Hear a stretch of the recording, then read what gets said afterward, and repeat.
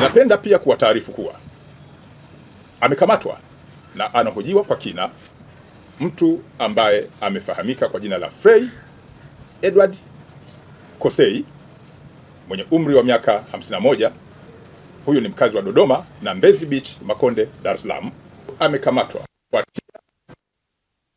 chapisho lake la vitisho dhidi ya Padri Charles Kitima, ambalo kwa mujibu wa ufuatiliaji alilitoa na kulichapisha mitandaoni siku chache kabla ya kutokea kwa tukio ambalo lilimhusisha Padri Kitima. Upelelezi wa shauri hili unaendelea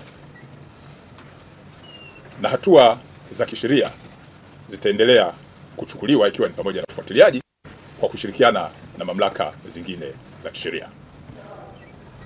Upelelezi wa shauri hili unaendelea